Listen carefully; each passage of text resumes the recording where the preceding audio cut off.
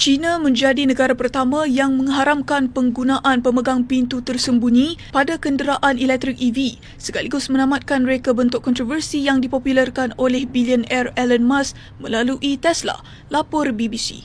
Langkah itu diambil ketika EV berdepan penelitian ketat Badan Pemantau Keselamatan Global susulan beberapa insiden maut termasuk 2 kemalangan maut di China membabitkan EV Xiaomi yang disyaki berpunca daripada kegagalan bekalan kuasa sehingga pintu tidak dapat dibuka.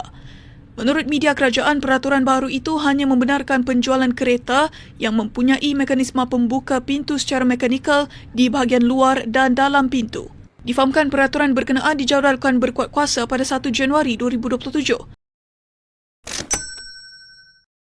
China menjadi negara pertama yang mengharamkan penggunaan pemegang pintu tersembunyi pada kenderaan elektrik EV sekaligus menamatkan reka bentuk kontroversi yang dipopularkan oleh bilioner Elon Musk melalui Tesla, lapor BBC.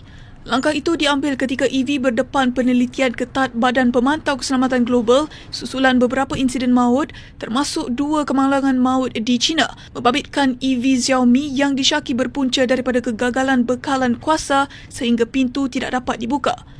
Menurut media kerajaan, peraturan baru itu hanya membenarkan penjualan kereta yang mempunyai mekanisme pembuka pintu secara mekanikal di bahagian luar dan dalam pintu. Difahamkan peraturan berkenaan dijadualkan berkuat kuasa pada 1 Januari 2027. China menjadi negara pertama yang mengharamkan penggunaan pemegang pintu tersembunyi pada kenderaan elektrik EV sekaligus menamatkan reka bentuk kontroversi yang dipopularkan oleh bilioner Elon Musk melalui Tesla, lapor BBC. Langkah itu diambil ketika EV berdepan penelitian ketat Badan Pemantau Keselamatan Global susulan beberapa insiden maut termasuk 2 kemalangan maut di China membabitkan EV Xiaomi yang disyaki berpunca daripada kegagalan bekalan kuasa sehingga pintu tidak dapat dibuka. Menurut media kerajaan, peraturan baru itu hanya membenarkan penjualan kereta yang mempunyai mekanisme pembuka pintu secara mekanikal di bahagian luar dan dalam pintu.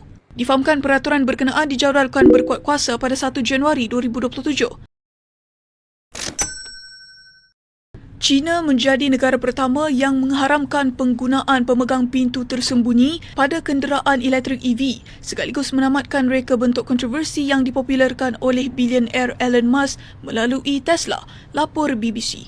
Langkah itu diambil ketika EV berdepan penelitian ketat Badan Pemantau Keselamatan Global susulan beberapa insiden maut termasuk 2 kemalangan maut di China membabitkan EV Xiaomi yang disyaki berpunca daripada kegagalan bekalan kuasa sehingga pintu tidak dapat dibuka.